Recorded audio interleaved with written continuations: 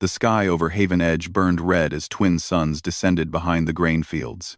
Queen Lyren stood at the edge of the landing platform with silver skin gleaming in the dying light, and her luminous eyes scanning the small farming colony below. Behind her, the massive form of Ashenmaw shifted between dimensions, causing the air to ripple and shimmer like heat waves.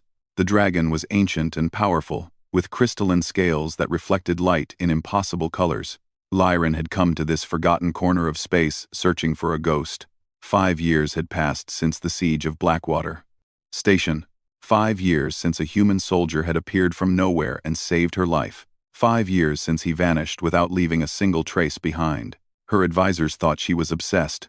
They whispered that the war had damaged her mind. They said no queen should waste time hunting for one human when thousands needed her leadership. But Lyrain could not forget. The Krell warriors who survived that day had whispered a name with their dying breaths. The Reaper.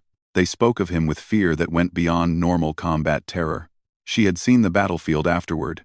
One human had held an entire battalion for 3 hours. The evidence was everywhere in the scorched earth, and the bodies arranged in defensive patterns that spoke of genius-level tactical thinking. When her reinforcements finally arrived to save her, the mysterious soldier was simply gone. No body among the dead, no identification in military records, only that name whispered by dying enemies. The Reaper. Now the Krell had returned with something worse than conventional weapons. They called them null weapons. Devices that could erase a Sylvari from existence completely. Not just kill them but remove them from reality itself as if they had never been born. 3 colonies had already fallen. Thousands of her people simply ceased to exist. Lyrain needed help. She needed the tactical genius who had saved her once before. Haven Edge was her last lead. Intelligence suggested that a former Earth soldier lived here under an assumed name. Someone who matched the profile. Someone who wanted to disappear. Ashenmaw rumbled deep in the chest. The dragon could sense her frustration and doubt. Through their bond, Lyran felt the creature offering comfort and certainty. The dragon believed they would find him. Lyran wished she shared that confidence. She descended from the platform, with Ashenmaw phasing through solid matter to follow. The dragon preferred not to manifest fully unless necessary. It saved energy and avoided frightening the local population. The colony was small, with maybe 2,000 residents.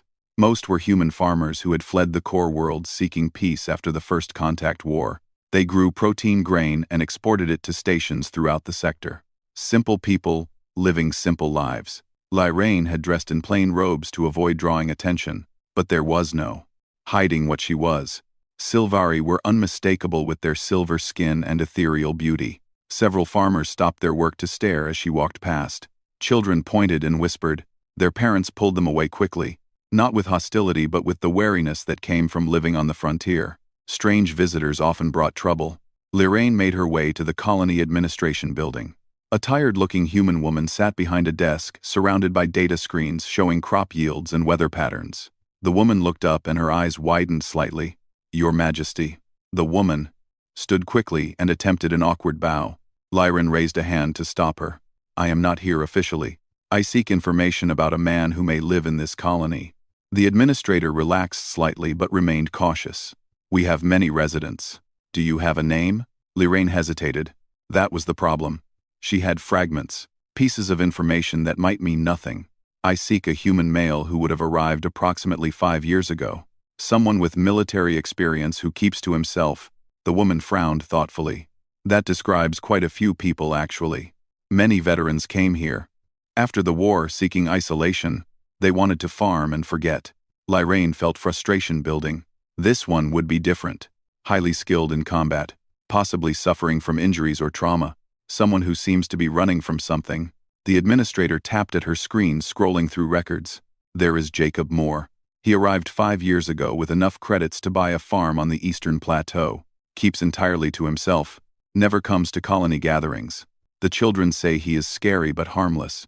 Lyrain felt a spark of hope. "Where can I find him?" The woman provided coordinates, but she added a warning. "Mr. Moore does not welcome visitors.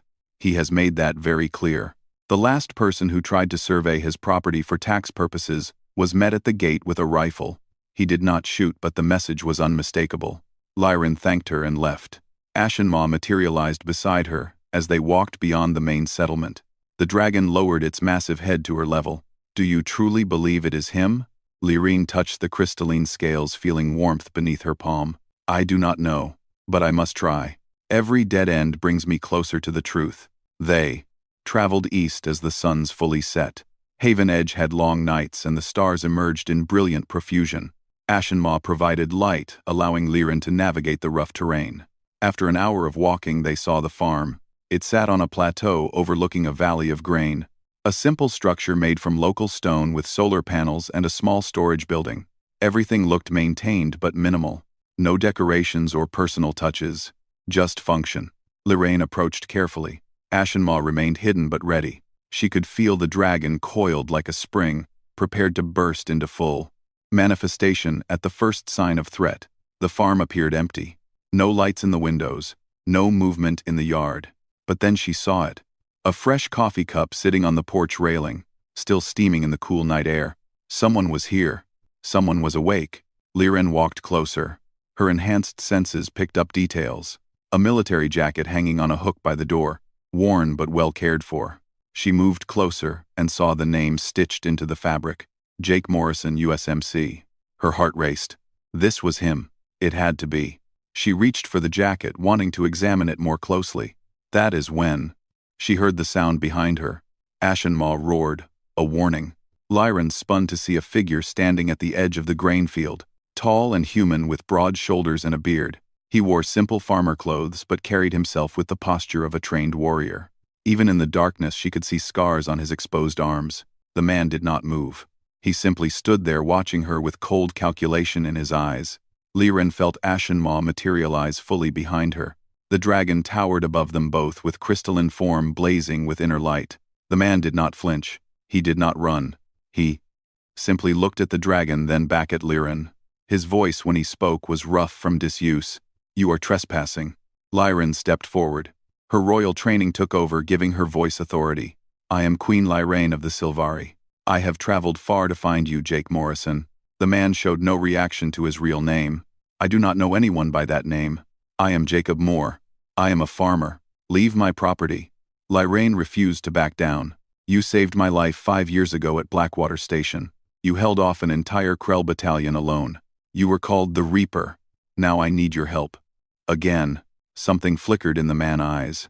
Pain maybe, or memory, but it vanished quickly, replaced by cold indifference. You have the wrong person. I am nobody. I save nobody. Now leave before I make you leave. Ashenmaw growled, deep and threatening. The sound made the ground vibrate. But the man called Jacob Moore still did not flinch. He simply stood there waiting. Lyrene realized he was not going to admit anything. Not tonight. But she had found him. That was enough for now. She would return tomorrow. She had to. Her people were dying.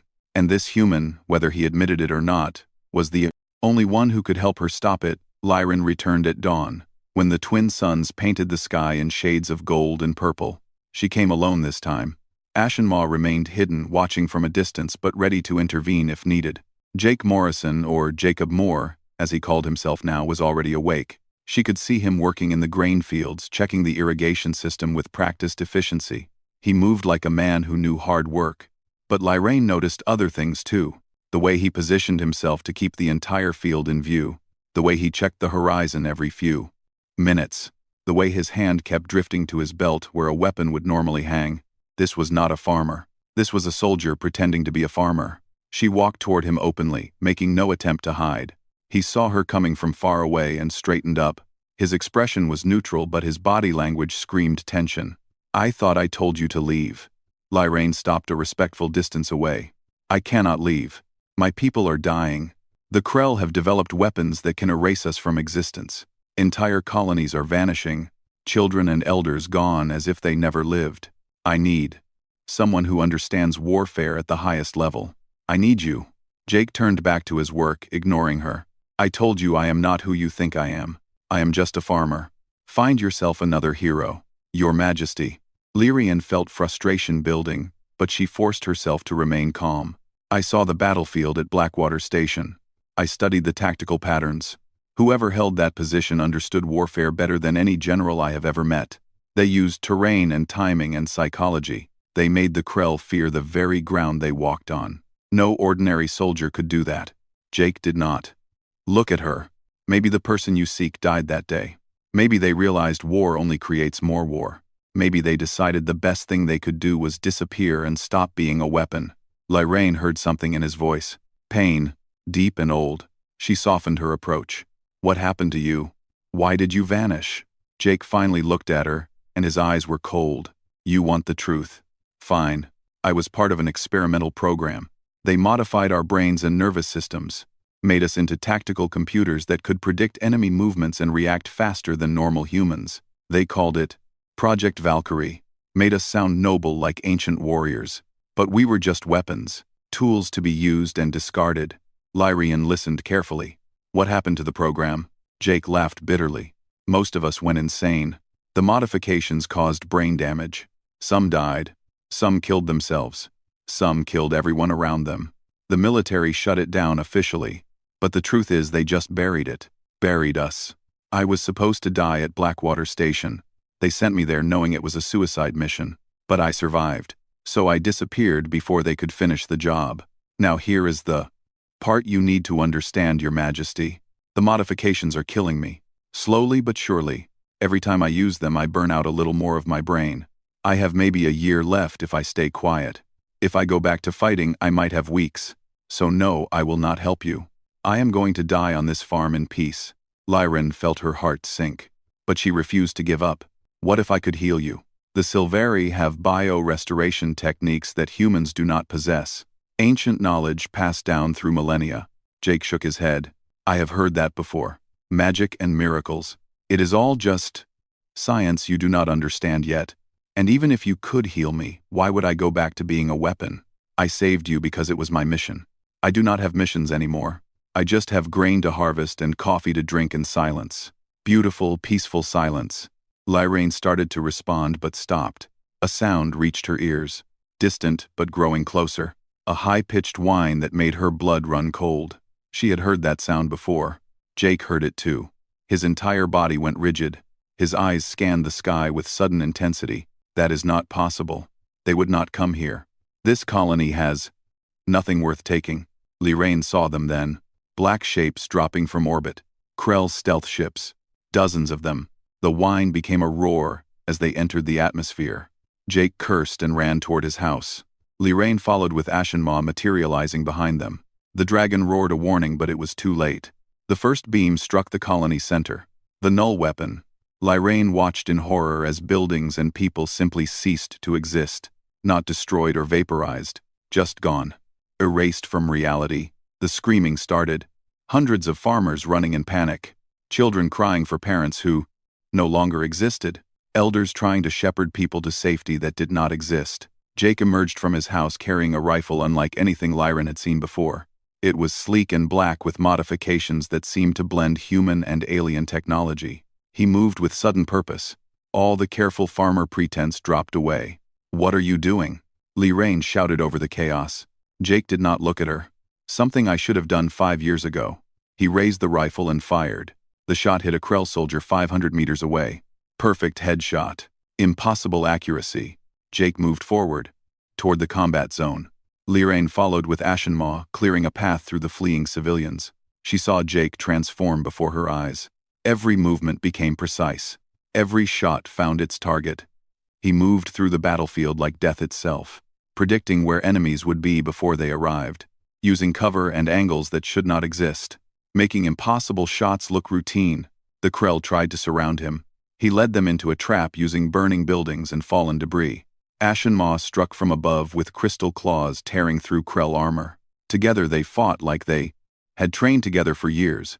But Lyran noticed something. Jake was slowing down. Blood dripped from his nose.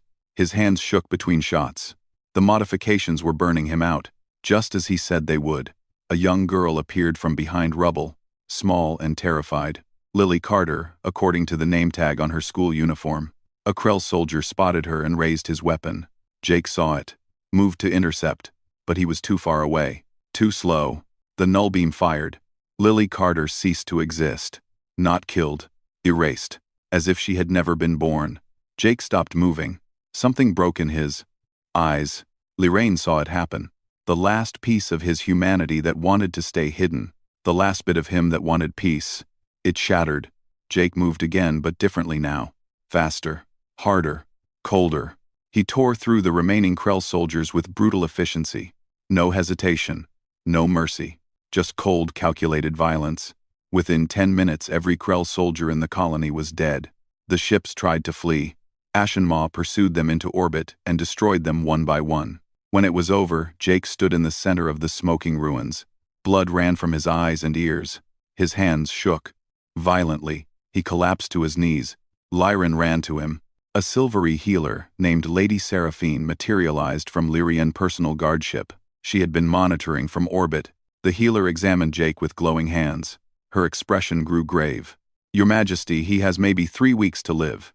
The neural modifications have accelerated. If he continues fighting, it could be days."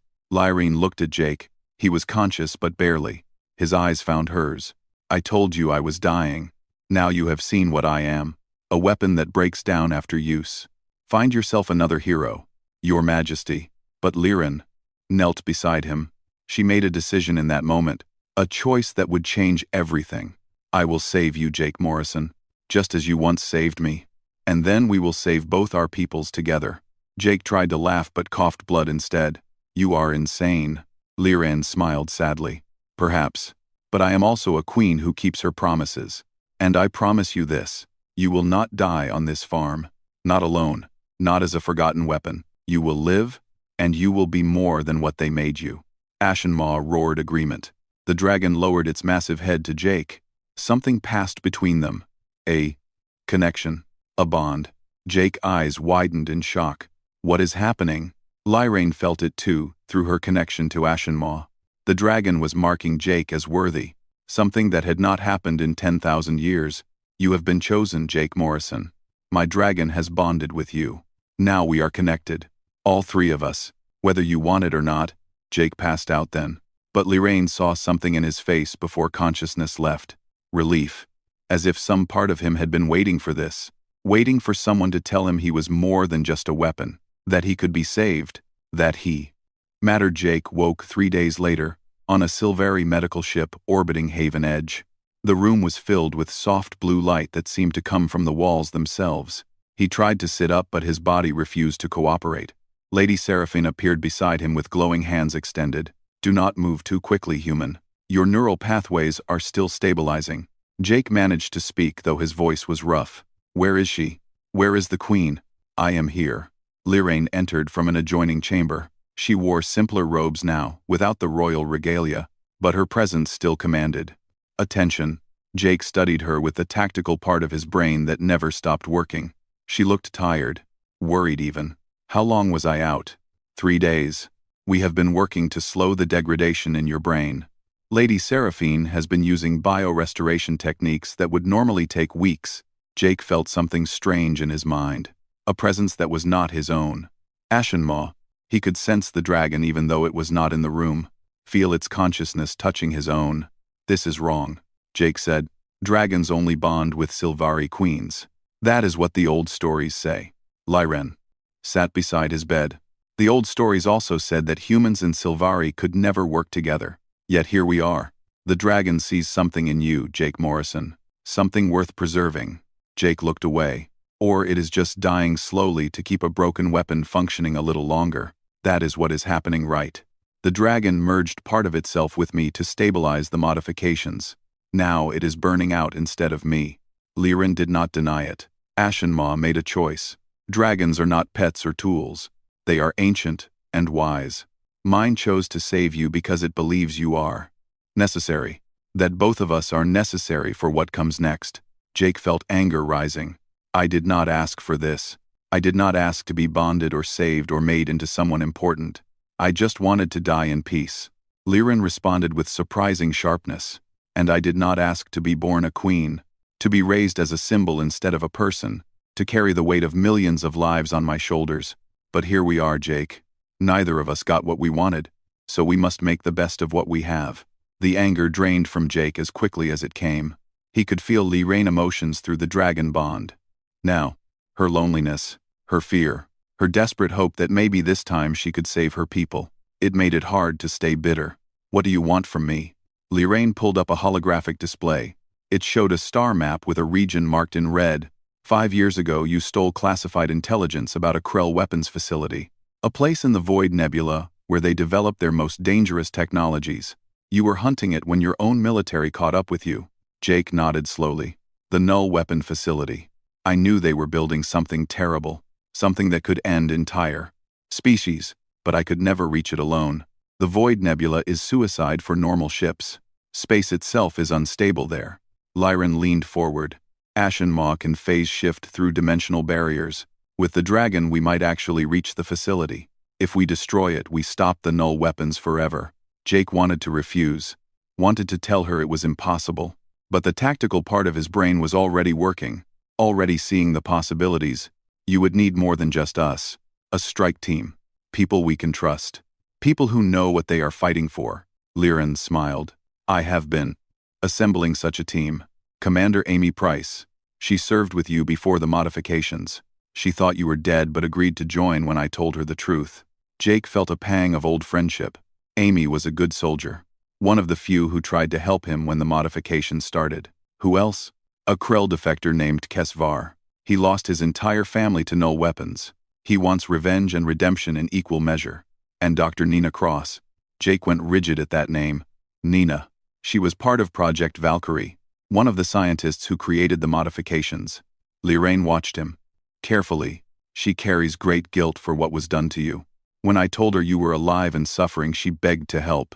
She believes she can reverse some of the damage if we can access Sylvari biotechnology. Jake did not know how to feel about that. Nina had been kind to him, had tried to warn him when the military started using them as disposable weapons, but she had also helped create the modifications in the first place. The dragon bond pulsed with Lyran reassurance. She is sincere, Jake. I have felt her emotions. She wants to make amends. Jake sighed. Fine. When do we leave? Soon. But first we travel through the Void Nebula. The journey will take weeks. During that time, you and I must learn to work with the dragon bond. It connects our minds, Jake. Our emotions. Our thoughts. If we cannot trust each other, the bond will tear us apart. Jake looked at her. Really looked at her. She was beautiful in an otherworldly way. But beneath that he saw something familiar. The same exhaustion he felt. The same weight of being made into something larger than yourself. What do you want me to see when I look at you? Not a queen. Not a symbol. Just Lyran. A person who is tired of being what everyone expects. Jake nodded. Then look at me the same way. Not as the Reaper or a weapon or a dying soldier. Just Jake. A person who wants to believe he can be more. They held each other gaze. Through the bond both felt something shift. Understanding. Maybe even the beginning of trust. The journey through the Void Nebula began 2 days later. The Sylvari ship was beautiful and alien. Organic curves mixed with crystal technology. Jake found himself sharing quarters near Lyran. The dragon bond required proximity, especially in the unstable reality of the void. Amy Price greeted him with tears and a fierce hug. You stubborn idiot. You could have come to me. I would have helped you. Jake returned the embrace awkwardly. I did not want to drag anyone else down with me. Amy pulled back and punched his shoulder. Too late. We are all in this now. Kesvar was massive even for a Krell, but his eyes held sadness instead of the usual aggression.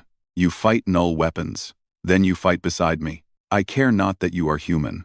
All who oppose that evil are brothers.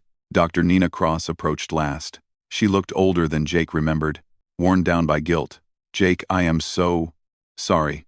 I never meant for. Jake cut her off. I know, Nina. You tried to warn us. You tried to stop them.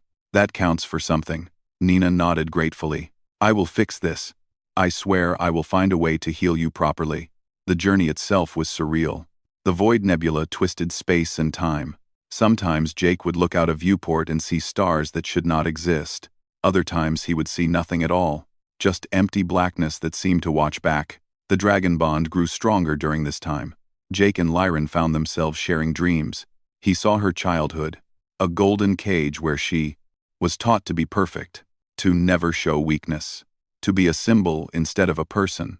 She saw his past, the experiments, the pain of having his mind rebuilt, the slow realization that he was expendable. They talked during the long nights when sleep would not come, real conversations without pretense. Lyran told him about the weight of ruling, how every decision could save or doom thousands. how she had never been allowed to simply be herself.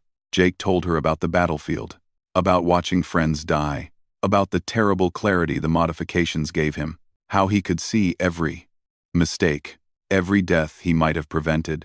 Through these conversations, something unexpected happened. They became friends, not queen and soldier, not weapon and symbol, just two people who understood what it meant to carry impossible burdens. Ashenmaw seemed pleased by this development. The dragon presence in their minds grew warmer, more stable. One night, Jake woke from a nightmare. He found Lyran sitting by a viewport staring at the twisted stars. She sensed him without turning. The bond makes it hard to hide things. I felt your fear. Jake sat beside her. Old memories. The modifications. Sometimes make me relive battles. Every mistake I made. Every person I failed to save. Lorraine turned to him. Do you regret saving me? That day at Blackwater Station. Do you wish you had let me die? Jake considered the question honestly. No. That day was the first time I chose to save someone rather than just follow orders. It felt like being human again instead of just a weapon. Lorraine smiled sadly. I think about that day often.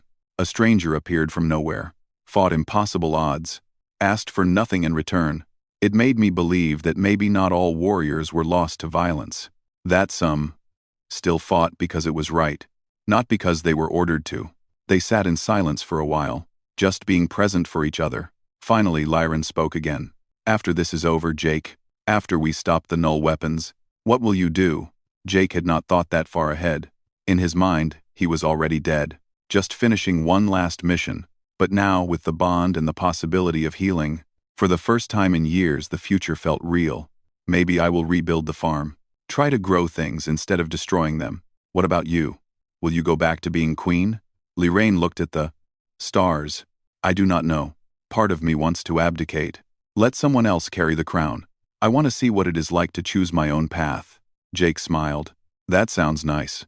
Maybe when this is over you could visit my farm. I make terrible coffee, but the sunrise is beautiful. Lorraine laughed. It is a promise then. Commander Price's voice came over the ship communication system. We are approaching the facility coordinates. Everyone to battle stations. Jake and Lyran stood together. The moment of truth had arrived.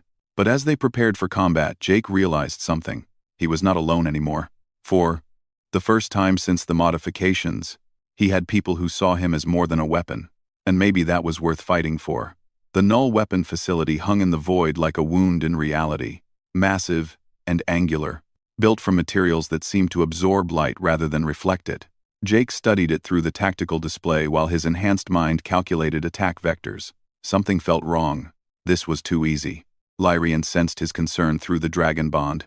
What troubles you? Jake pointed at the display. No patrols. No defensive perimeter. No sensor nets. For a facility this important, they should have layers of protection. But there is nothing. Commander Amy Price nodded in agreement. He is right, Your Majesty. This feels like a trap. Kesvar growled deep in his chest. Trap or not. My people die while we hesitate. We must attack. Dr. Nina Cross studied her own instruments. The energy readings are strange. The facility is drawing power from the void itself. Whatever they are building in there, it is active. Lyrene made the decision. We proceed but carefully. Ashenmaw will phase us through their outer hull. We strike fast and hard at the power core. Disable the facility and escape before reinforcements arrive. Everyone agreed, though Jake could feel the tension. The dragon materialized fully, its crystalline form blazing with inner light. Jake, Lyran, and the strike team positioned themselves on Ashenmaw back. The dragon phased between dimensions. Reality twisted. Jake felt his stomach drop as they passed through walls and barriers that should have been solid. They emerged inside the facility. Dim red lighting, corridors that seemed to stretch impossibly far. The air tasted metallic. Wrong. The team moved forward. Jake took point with his modified rifle ready. Amy and Kesvar covered the flanks. Nina stayed close to Lyran. Ashenmaw prowled beside them, too large for the corridors but phasing partially to fit. They encountered the first Krell soldiers quickly. Jake dropped 3 before they could raise weapons. Kesvar tore through 2 more. Amy provided covering fire. It was almost too easy.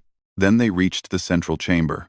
The room was enormous, filled with machinery that hurt to look at, technology that bent light and space. At the center, a massive device pulsed with dark energy. The null weapon generator. But that was not what made Jake stop. Standing before the generator was a human woman, tall and confident, wearing the same neural modifications Jake had. He recognized her instantly. Kate Bishop, his former commanding officer, the one everyone thought died in the First Contact War. Kate smiled. It was cold and predatory. Hello, Reaper. Been a long time. Jake raised his weapon, but Kate was faster. She moved with the same impossible speed, the same tactical precision. They had been modified by the same program, made into mirrors of each other. Kate disarmed him in 3 moves, threw him across the room with enhanced strength. Amy opened fire. Kate dodged every shot, moved between bullets. Kesvar charged. Kate redirected his momentum using his own mass against him.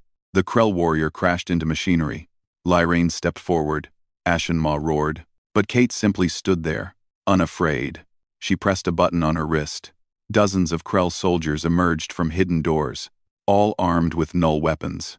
Kate spoke calmly. Lower your weapons or I erase the Sylvari one by one. Start with the Queen. Liren met Kate's gaze with royal defiance. But Jake knew they were beaten. He signaled the team to stand. Down. Kate nodded approvingly. Smart choice. I would hate to kill you before we talked. She walked closer to Jake. Studied him like a specimen. You look terrible, Morrison. The modifications are eating you alive. How long do you have? Weeks. Days. Jake glared at her. Long enough to stop you. Kate laughed. Stop me. Jake, you still do not understand. I am not the enemy here. I am the solution. She gestured at the facility around them. Project Valkyrie was never shut down. It went underground. The military realized they had created something valuable. Super soldiers who could win wars. They just needed to perfect the process. Stop the brain damage. Make us stable. Jake felt cold realization. You are working with them. With the people who did this to us. Kate shook her head. No, Jake. I am working with everyone. The military. The Krell. Even some Sylvari factions. Because I realized something you never did. War is eternal. Species will always fight. But if we control the weapons, if we control the soldiers, we can control the wars themselves. She pulled up a holographic display. The null weapon does not just erase Sylvari. It can erase any species. Earth itself is next. Unless the remaining nations surrender. Join the new order. Become part of something larger. Jake felt sick. You are going to genocide humanity. Kate's expression never changed. Only if they refuse. Most will surrender rather than face extinction. Then we integrate their forces. Use them as modified soldiers like us. Create an army that spans species. No more random wars. No more chaos. Just order under proper management. Liren spoke with barely controlled rage. You would enslave entire worlds. Kate turned to her. I would save them from themselves. Look at your people, Sylvari Queen. How many have died in pointless conflicts? How many more will die if nothing changes? My way ends the cycle. Everyone serves. Everyone survives. Jake pulled himself up. His body was damaged, but the modifications still worked. You are insane, Kate. We were never meant to be gods. Just soldiers. Kate smiled sadly. That is where you are wrong, Jake. They made us into gods. They just did not want to admit it. She walked closer to him. I can cure you, Jake. Remove the degradation. Make you stable. All you have to do is walk away. Let the Sylvari burn. Let Earth figure out its own problems. Just like they abandoned. You. Join me. Together we can reshape everything. Jake looked at Liren. He felt her through the dragon bond. Her fear, her determination, her absolute faith that he would do the right thing. Kate saw the look. She sighed. You are going to choose them over your own survival. How disappointingly predictable. Jake met Kate's eyes. Someone once told me that choosing to save a stranger was what made me human. I think I will stick with that. Kate's expression hardened. Then you die here. All of you. She raised her hand to signal the Krell. But Lyrane did something unexpected. The Queen removed her crown, set it gently on the ground. Then she knelt before Jake. Not as a queen, as an equal. Kate paused, confused by the gesture. Liren spoke clearly. Jake Morrison, you once fought for a stranger because it was right. I am not asking you to fight for me as a queen. I am asking you to fight alongside me as someone who understands what it means to be a weapon that dreams of being human. The dragon bond flared.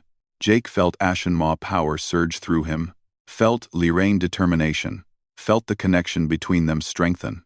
He moved. Faster than Kate expected, the modifications pushed beyond their limits. He struck Kate before she could react. The battle that followed was chaos. Jake and Kate fought with superhuman speed, every move calculated, every strike perfect.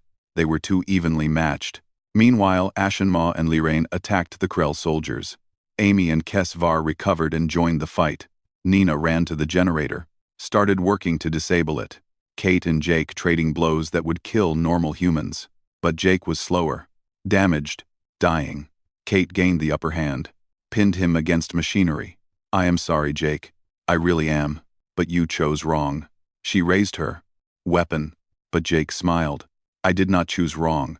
I chose to have faith in others. That is something you forgot how to do.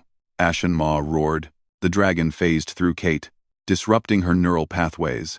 Not killing her, but overloading her modifications. Kate collapsed, screaming. Jake stumbled to Nina position. The doctor was crying, working frantically at the generator controls. I cannot shut it down. It is tied to the void itself. If we destroy it, the explosion might kill everyone here. Commander Amy made a decision. She grabbed explosive charges from her pack. Then everyone needs to leave. I will stay. Make sure this thing burns. Jake tried to stop her.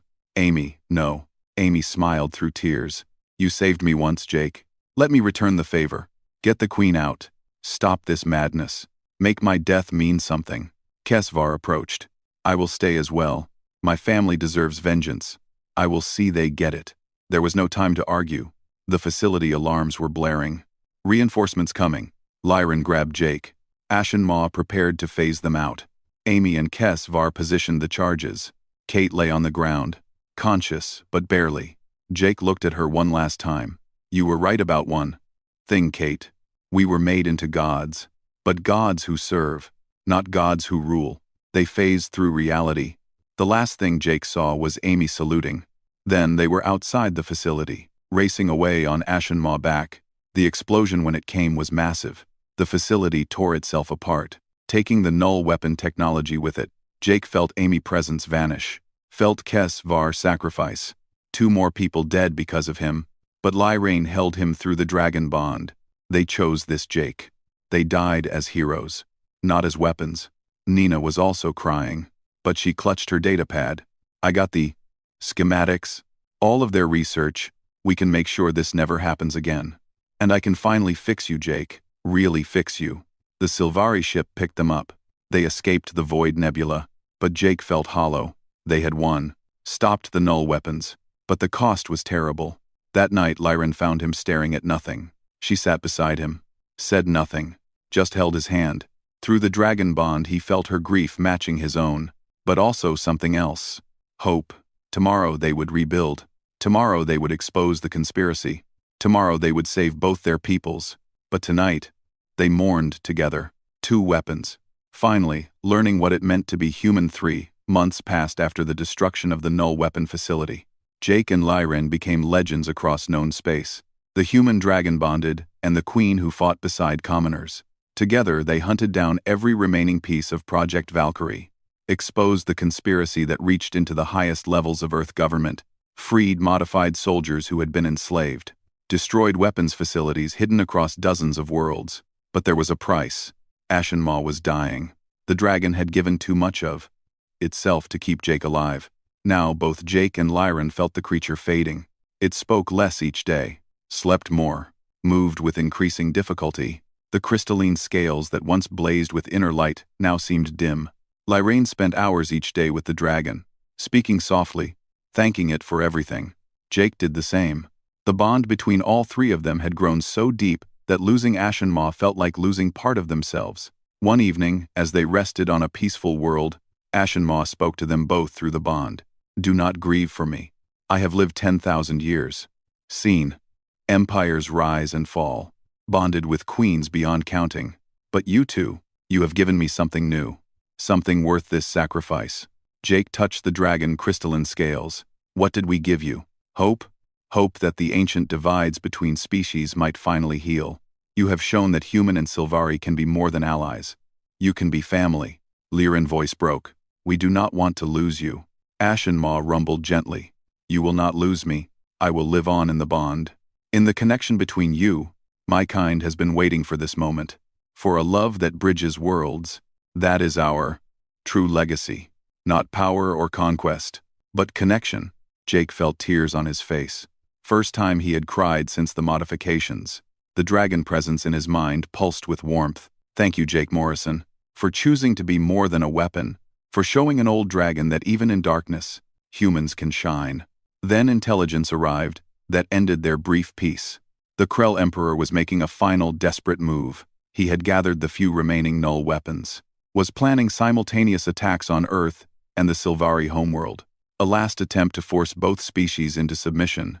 The attack would come within days. Jake and Liren looked at each other. They would have to split up. She would defend her people.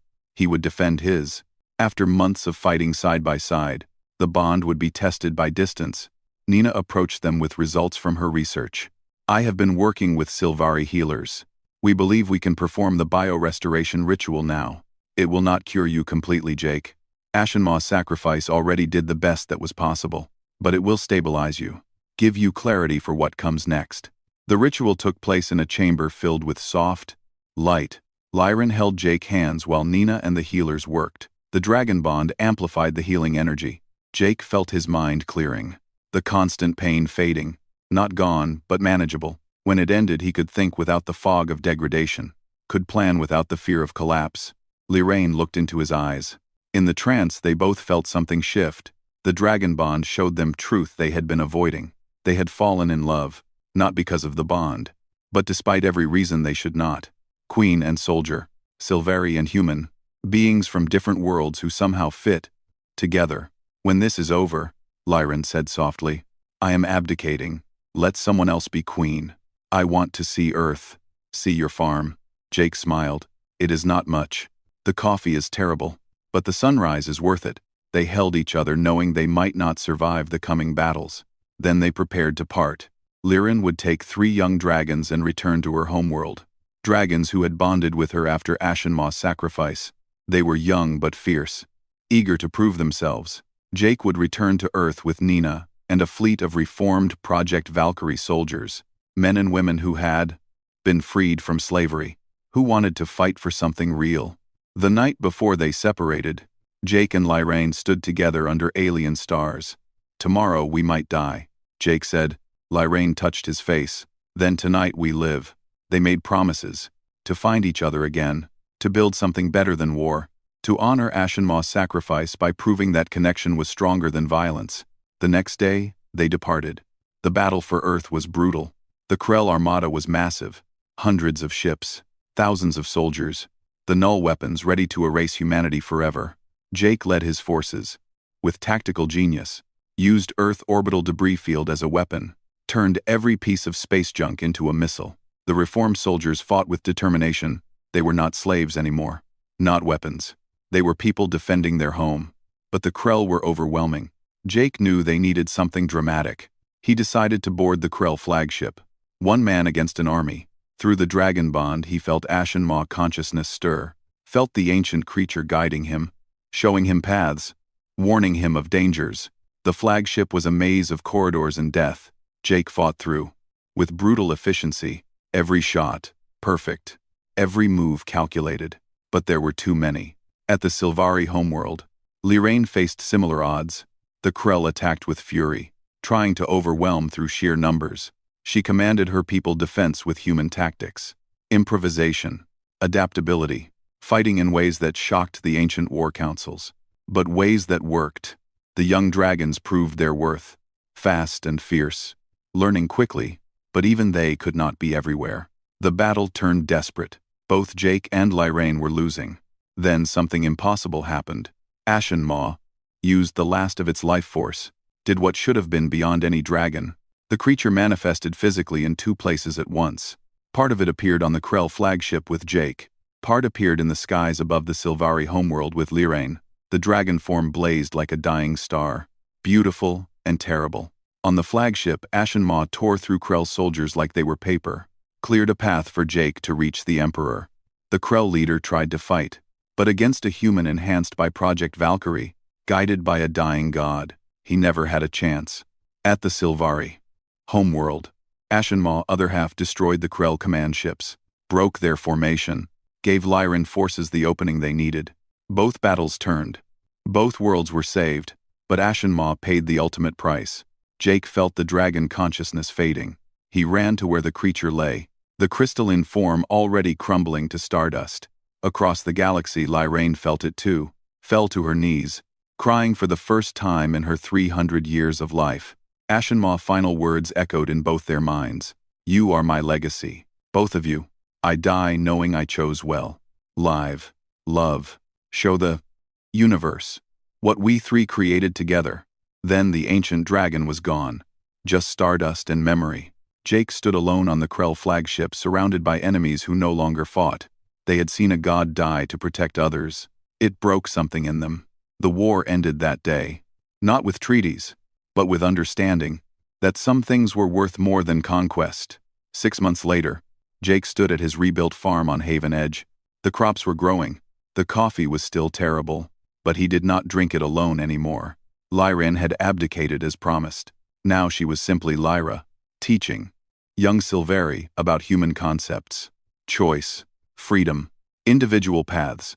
The 3 young dragons visited regularly, played in the grain fields like cosmic children. A memorial stood at the farm edge, 3 names carved in stone: Commander Amy Price, Kesvar the Redeemed, Ashenmaw the Eternal. Lyra came to stand beside Jake. Her silver skin glowed in the evening light. Do you think we deserve this? Peace, I mean. Jake thought about that. No. But Ashenmaw died, believing we could build something worth protecting. So we had better prove the dragon right. In the distance, children played, human and Sylvari together. A new generation who would not know the old hatreds. Something earned through sacrifice. Lyra took Jake's hand. Your coffee really is terrible. Jake laughed. You keep drinking it though, because I am drinking it with you. That makes even bad coffee taste good. They watched the sunset, twin suns painting the sky in impossible colors. Tomorrow there would be work, fields to tend, children to teach, peace to maintain. But tonight they simply existed. 2 former weapons, learning what it meant to be human, to be happy, to be home. Above them the stars shone bright, and somewhere in that light, Jake and Lyra both felt it, a whisper of dragon consciousness. Not gone, never truly gone, just changed, living on in the bond between them, in the love they shared, in the peace they built. Ashenmaw, final gift, a legacy of hope, the end.